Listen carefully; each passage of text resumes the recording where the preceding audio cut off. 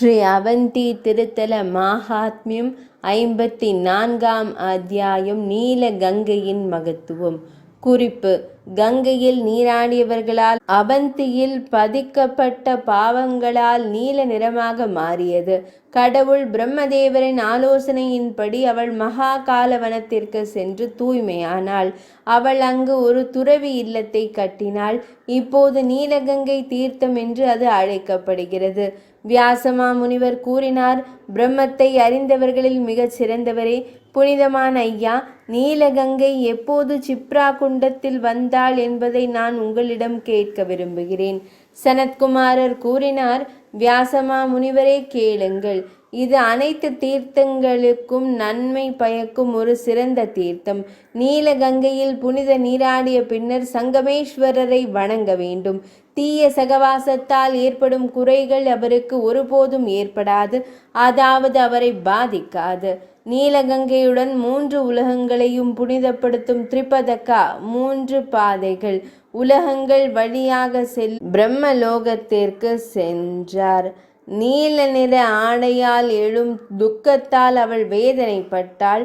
ஐயோ, இங்கே என்ன நிகழ்ந்தது? முன்பு நான் பாவம் செய்திருக்கிறேனோ? அதனால் தீய செயல்களின் தவறு போல நான் இந்த நிலைக்கு தள்ளப்பட்டிருக்கிறேன். அனைத்து உலகங்களின் அனைத்து உடல் உயிரினங்களின் மற்றும் பூமியின் மக்களின் அனைத்து பாவங்களும் என்னுள் படிந்துள்ளன. எனவே நான் சுமையாகிவிட்டேன். என்னால் பூமியின் மீது நகர இயலாது. நீல நிறம் மற்றும் வெளிர் நிறத்தால் நான் பாதிக்கப்பட்டுள்ளேன். அனைத்து நீதியான செயல்களிலிருந்தும் விலகி முகத்துடன் நான் ஒன்றுவிட்டேன். அனைத்து உயிரினங்களும் அவர்கள் பின்பற்றும் எந்த கர்மத்தை, அது சுபமானதாகவோ அல்லது அசுபமானதாகவோ இருந்தாலும், என்னில் வெளியேற்றுகின்றன. அவை அழுக்கிலிருந்து விடுபட்டு புனிதமடைகின்றன. அவை உலக இன்பங்களையும் முக்தியையும் அளிக்கும் புண்ணிய உலகங்களில் தங்குகின்றன. படைப்பாளரே, நமக்கு நிறைய துன்பங்கள் ஏற்பட்டுள்ளன. குவிந்துள்ள அழுக்கு பெரியது. எனக்கு மகிழ்ச்சியோ அமைதியோ இல்லை. துக்கமோ துன்பத்திலிருந்து விடுபடவோ இல்லை. நான் பாவம் செய்துவிட்டேன். இன்று உலகில் எனக்கு நிரந்தர தங்குமிடமில்லை. பிரபஞ்சத்தின் குருவே, தீய தொடர்பிலிருந்து எழும் குறைபாடுகளால் நான் வெள்ளத்தில் மூழ்கி அடித்து செல்லப்பட்டேன். நான் என்ன செய்ய வேண்டும்? நான் எங்கே செல்ல வேண்டும்? நான் எதன் மூலம் அமைதியை அடைய போகிறேன்? என்ன தவம் செய்ய வேண்டும்? என்ன மதக்கொடை கொடுக்க வேண்டும்? எந்த புனித இடத்திற்கு நான் செல்ல வேண்டும்? பாவங்களால் கரைப்பட்ட நான் என் சொந்த அசல் தன்மையை மீண்டும் பெற என்ன வழிகள் உள்ளன? மகா யோகியே, இதை கருத்தில் கொண்டு பொருத்தமானதை செய்வீராக. பிரம்மதேவர் கூறினார்: நதிகளில் சிறந்தவரே, பாவங்களை அழிக்கும் வழிகளை கேட்கட்டும். அழகிய மகா காலவனத்தில் அமராவதி நகரம் உள்ளது. ஆறுகளில் மிகச்சிறந்த சிப்ரா நதி உள்ளது. அது பூமியில் உள்ள ஒரு புனித நதி. அதன் பார்வையால் மட்டுமே அனைத்து பாவங்களும் அழிக்கப்படும். மிகவும் அதிர்ஷ்டசாலியே, உடனடியாக சுய சுத்திகரிப்பிற்காக அங்கு செல்லுங்கள்.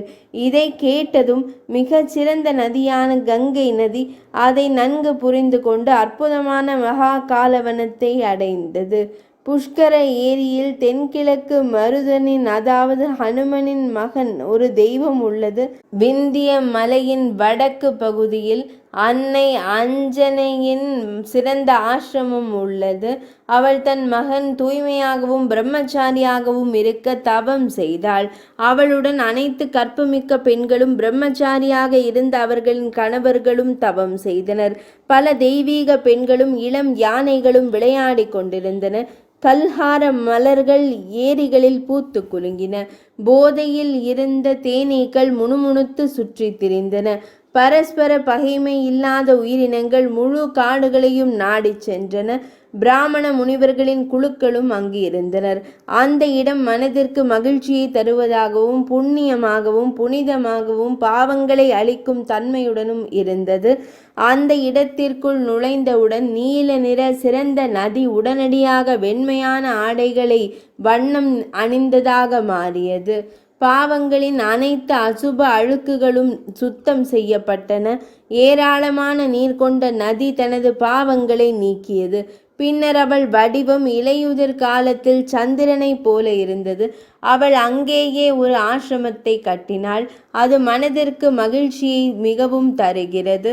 வியாசமா முனிவரே, புண்ணியத்தை அளிக்கும் ஆசிரமம் நீலகங்கை என்று அழைக்கப்பட்டது. இந்த தீர்த்தம் அனைத்து பாவங்களையும் அளிக்கிறது.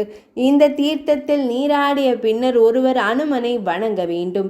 அவர் எளிதில் பூரண சித்தி அடைவார். அதில் எந்த ஐயமும் இல்லை. ஆஸ்வின மாதத்தில் இருண்ட பாதியில் மிகுந்த செறிவும் நம்பிக்கையும் கொண்ட மனிதன் மேனியை கண்ணில் கொண்டு மகாலய சிரார்த்தத்தை செய்ய வேண்டும். அவரால் முழு குடும்பமும் மீட்கப்பட்டது. அவர் உட்பட 101 உறுப்பினர்களை கொண்ட குடும்பம். ஒரே கோத்திரத்தில் பிறந்த அந்த மூதாதையர்கள் நரகத்தில் நல்ல இலக்கை அடைகிறார்கள். அவர்களின் உலகங்கள் நித்தியமானவை. நீராடிய பிறகு மூதாதையர்களை ஆர்வத்துடன் கண்டு ஒரு கைப்பிடை அளவு தண்ணீர் இஞ்சின் விதைகளுடன் வழங்க வேண்டும். அவர்களின் திருப்தி முடிவற்றதாக இருக்கும். அவர் சொர்க்க உலகில் மதிக்கப்படுகிறார். பால் பாயாசம் மூலம் சார்த்தம் செய்த பிறகு 7 பிராமணர்களுக்கு உணவளிக்க வேண்டும். அவர் முடிவில்லாத புண்ணியத்தை அடைவார். சார்த்தமானது குதிரை யாகத்தின் அதே பலனை அவர் பெறுவார். வியாசமா முனிவரே, கேளுங்கள். நான் உங்களுக்கு மற்றொரு புண்ணிய தீர்த்தத்தை குறித்து கூறுகிறேன். இது துக்த குண்டம் என்று 3 உலகங்களிலும் பிரபலமானது. இது புண்ணியமானது மற்றும் அனைத்து பாவங்களையும் அளிக்கிறது.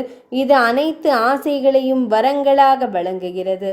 முன்பு துக்ததாரா பால் வைத்திருப்பவர் தூய ஹபிஸின் மூலம் பக்தியின் உருவகமாக விளங்கிய பிருத்து மன்னர் வழங்கிய முழு பாலையே சேமித்து வைத்தார். அது அனைவருக்கும் வாழ்க்கையை வழங்குவது. எனவே இது துக்த சரஸ் என்று அழைக்கப்படுகிறது. பக்தர் குண்டத்தில் நீராடி அதை பாயுங்கள். தண்ணீர் மற்றும் பால் அதை அருந்த வேண்டும். ஒரு கறவை பசுவை வழங்குவதன் மூலம் அவர் அனைத்து வேதனைகளிலிருந்தும் விடுபட்டு எல்லா நேரங்களிலும் செல்வத்தையும் உணவு தானியங்களையும் பெறுவார். மரணத்தின் போது அவர் சொர்க்க நகரத்திற்கு செல்கிறார். பின்னர் அவர் புஷ்கரத்திற்கு சென்று நீராடல் செய்து தானம் போன்றவற்றை செய்ய வேண்டும். அவர் அனைத்து பாவங்களிலிருந்தும் விடுபட்டு தூய ஆன்மாவாக மாறுவார். அவர் புஷ்கரத்தின் பவுண்டரிகா எனப்படும் யாகத்தின் பலனை அடைவார். 54ஆம் அத்தியாயம் இனிதே நிறைவடைந்தது.